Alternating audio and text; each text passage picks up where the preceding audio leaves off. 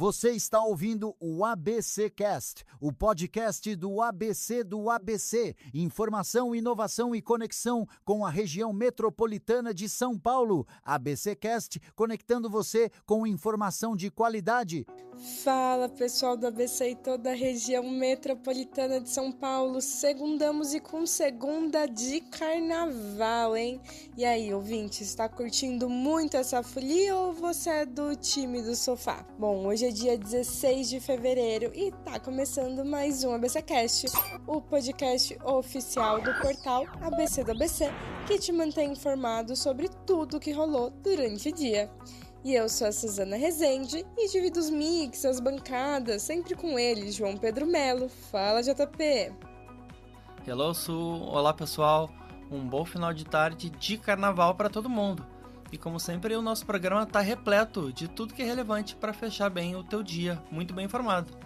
E hoje a gente vai falar da repercussão internacional da crítica de Barack Obama ao conteúdo racista postado pelo presidente americano, Donald Trump.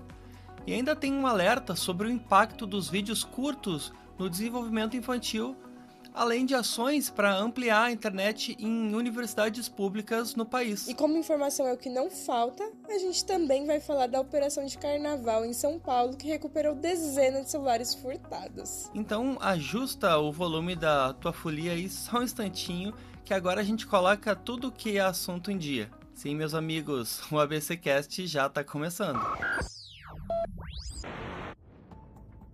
É isso aí, e a gente abre falando desse assunto polêmico, que são as redes sociais do Trump e Barack Obama. Então, olha só, ouvinte JP, o ex-presidente Barack Obama criticou a falta de vergonha na política americana após a circulação de um vídeo racista compartilhado na rede Truth Social, ligado ao Donald Trump. E no material que promovia teorias conspiratórias sobre a eleição de 2020 vencida pelo ex-presidente Joe Biden, Obama e Michelle aparecem com rostos sobre corpos de macaco, imagem condenada por todo o espectro político nos Estados Unidos. Sem citar Trump diretamente, Obama afirmou que a maioria dos americanos considera esse tipo de comportamento profundamente preocupante e falou em um, entre aspas, espetáculo circense nas redes e na TV, marcado pela ausência de decoro e respeito ao cargo público. E Trump disse aos jornalistas que não viu as imagens ofensivas, mas manteve as alegações de fraude eleitoral. Já Obama avaliou que esse tipo de mensagem pode prejudicar aliados do ex-presidente nas eleições de meio de mandato, apostando que a resposta virá do eleitorado. Quando a política vira esse show de horrores, o voto é o único aplauso que realmente conta. O Obama sabe que vergonha não se cobra, se demonstra. E o mais perverso é que esse tipo de tática, advinda do Steve Bannon, continua muito viva. É o de espalhar tanta desinformação que até os jornalistas se perdem tentando separar o que é fato da farsa. É o caos como método e o espetáculo da bizarrice que é tamanha que a gente até se perde. E já não sabe onde termina a cortina de fumaça e começa a cortina do palco mesmo. E bota shows de bizarrice nisso. Parece que hoje em dia os conceitos são totalmente deturpados e a galera não tem mais vergonha, né? Não tem mais vergonha de admitir um crime de ódio, não tem mais vergonha de espalhar desinformação. Parece que agora tá tudo escancarado e o limite ali tênue que a gente tinha foi totalmente rompido.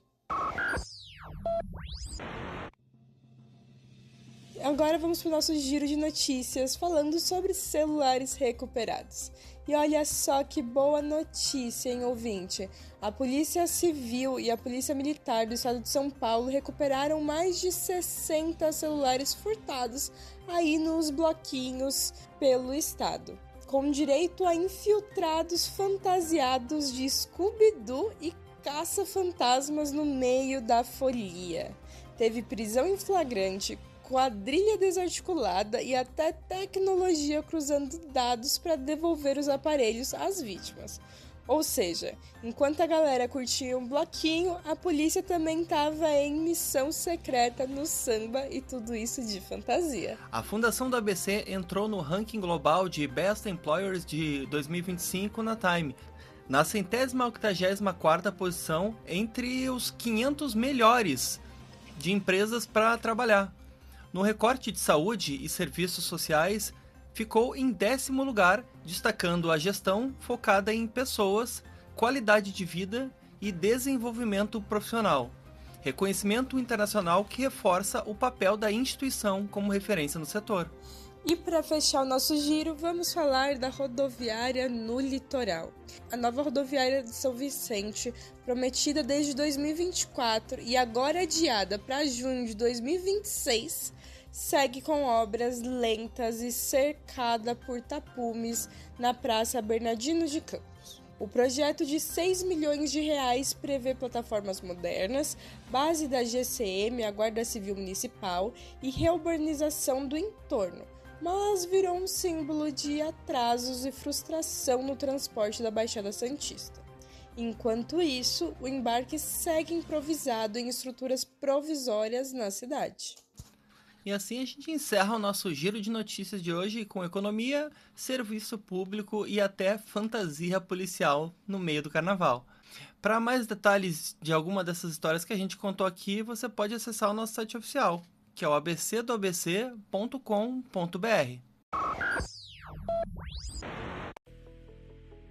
E em meio a toda essa folia de carnaval, é lógico que a gente não poderia deixar de te atualizar sobre esporte, né? Então, como nem só de bola no pé se vive o país do futebol, o nosso repórter Gabriel de Jesus vai trazer aqui também atualizações das Olimpíadas de Inverno, porque aqui não tem neve, mas o ouro também é nosso. É com você, Gabs. Olá, Suzana Rezende e João Pedro Melo. Olá, ouvintes do ABCcast. Eu sou Gabriel de Jesus e aqui eu trago os destaques do esporte. Hoje eu estou num sentimento misto de alegria e tristeza ao mesmo tempo, sabe, JP? Isso porque eu fiquei feliz em saber que no último sábado o Lucas Pinheiro conquistou medalha de ouro para o Brasil, o slalom gigante, sendo a primeira medalha do Brasil em Jogos Olímpicos de Inverno neste ano. Mas infelizmente, nesta segunda-feira ele foi eliminado ao sofrer uma queda na primeira descida no Centro Esqui Stelvio e não concluiu o percurso. Já o Paulistão tá pegando fogo, viu, JP? O Santos teve o retorno de Neymar e bateu o Vila Clube por 6-0 na Vila Belmiro, com 2 gols de Gabigol, um de Gabriel Menino, Tassiano, além de Moisés Roleiser, que fizeram os gols do Peixe. Em Barueri, Suzano, o Guarani saiu na frente com o Luca, mas no segundo tempo, Flaco Lopes empatou para o Palmeiras, 1-1. Em Campinas, São Paulo derrotou a Ponte Preta por 2-1. Lucas Amon fez para o Tricolor, Caleri ampliou, mas Brian Borges descontou para o time campineiro. Já em São Bernardo do Campo, no 1º de maio, o São Bernardo FC perdeu para o Corinthians por 1-0 com o gol de André. Já o EC São Bernardo, na A3, bateu a Francana por 3-0 fora de casa. Bruno José Daniel, o Ramalhão bateu o Grêmio Prudente por 1-0, um gol de Matheus Sacramento. Retornou ao G8 do Campeonato Paulista da Série A2. Na mesma competição, o Água Santa perdeu para o São José fora de casa, mas segue em terceiro colocado. Para fechar, na Série A4, o São Caetano não saiu do zero com o Jacareí. Bom, esses foram os destaques do esporte neste final de semana. Volto com vocês na bancada, Suzana Rezende e João Pedro Melo. Valeu, ouvintes, até a próxima. É isso aí, Gabi. Futebol e Olimpíada dando aula de superação, feito carnaval na avenida quando a fantasia cai e o samba não para. Uns tropeçam, outros levantam, mas todo mundo segue na raça. Coisa que na política podia se aprender também, né? Obrigado, Gabi. Valeu e bom carnaval. E agora, continuando com as notícias, vamos falar sobre desenvolvimento infantil. Então, olha só, um estudo da Universidade de Macau alerta que o consumo compulsivo de vídeos curtos em celulares pode prejudicar o desenvolvimento cognitivo infantil, além de aumentar a ansiedade social e insegurança entre as crianças. A pesquisadora Wang Wei identificou que quanto mais os alunos consomem esse tipo de conteúdo em rolagem contínua, menor é o envolvimento escolar, já que as plataformas acabam suprindo as necessidades emocionais que deveriam ser atendidas fora das telas. Já a professora Anis Wanmanze destacou que o ritmo acelerado e a superestimulação dos vídeos curtos favorecem comportamentos de dependência, muitas vezes ligado ao estresse, ao ambiente e até fatores genéticos. As pesquisadoras defendem que o caminho não é apenas retirar o celular, mas fortalecer vínculos, rotina e autorregulação das crianças, especialmente num cenário em que só a China, cerca de 1,1 bilhão de pessoas, já consomem vídeos curtos regularmente. Cada rolagem de tela é um pequeno vício disfarçado de passatempo. E acho que para nós que somos pais, ou mesmo para a sociedade, o desafio hoje não é só tirar o telefone celular das mãos das crianças, mas colocar o mundo de verdade, real, de volta na frente desses pequenos olhinhos. Hoje em dia todo mundo brinca que as crianças já nascem com a tecnologia na palma da mão, já nascem com o celular ali, mas a gente não pode esquecer, inclusive a ciência sempre nos lembra isso, de que as crianças elas não têm um cérebro totalmente formado e elas precisam aprender a lidar com suas frustrações, com seus sentimentos, e todo esse conhecimento só é adquirido no mundo real, sem telas rolando a todo momento, sem luzes ou então desenhos que muitas vezes trazem maus exemplos. E agora vamos falar sobre economia. JP, empresas de telecomunicações multadas pela Anatel poderão trocar cerca de 29 milhões de reais em dívidas por investimentos em internet para universidades públicas e institutos federais com problemas de conectividade. Pelo menos 118 unidades ligadas a 39 instituições em 72 municípios devem ser beneficiadas com a conexão via Rede Nacional de Ensino e Pesquisa, o RNP. As empresas envolvidas são Telefônica, Claro, TIM e Sky. E o conselheiro Otávio Pieranti explicou que a medida permite substituir o pagamento das multas pela obrigação de conectar unidades acadêmicas que hoje estão isoladas ou fora da rede de alta velocidade. E segundo a Anatel, o número pode crescer. Há mais de 226 unidades possivelmente sem conexão. As empresas que aderirem vão escolher os locais seguindo um critério de diversidade regional, distribuindo os projetos entre diferentes macro-regiões do país. Educação sem conexão é futuro com um fio solto. Essa medida costura tecnologia e acesso, duas pontas em que o Brasil vive adiando em nome da burocracia.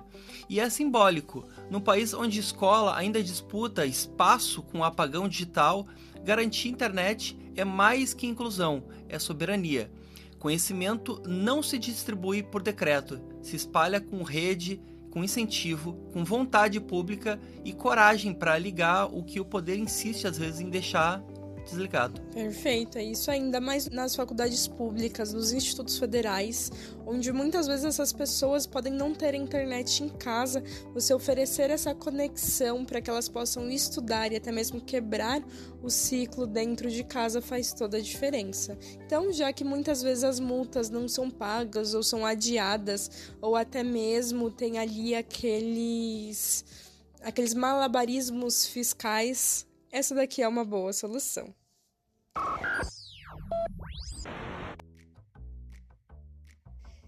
E agora vamos para o nosso quadro, o queridinho Quem Disse Isso? Que se você não conhece, é aquele momento que a gente para, respira e traz uma frase para você refletir nessa segunda-feira carnavalesca. Então, JP, conta pra gente qual que é a frase de hoje. Hoje a frase tá muito boa, Su. Vamos lá. Adiar o fim do mundo é exatamente sempre poder contar mais uma história. Repetindo, adiar o fim do mundo é exatamente sempre poder contar mais uma história. E é isso. Já deu pra adivinhar? Será que alguém consegue? Eu acho que essa daqui não, mas como todo mundo quer ir pro bloquinho, eu vou falar sem enrolação dessa vez. E quem disse isso foi Ailton Krenak, que é o nosso pensador e líder indígena brasileiro, uma das vozes mais importantes quando se fala de meio ambiente e humanidade. Ele fala da importância das narrativas e da memória da ancestralidade como forma de resistência. Para ele, enquanto a gente seguir contando histórias e mantendo vínculos com vida e natureza, ainda existe futuro.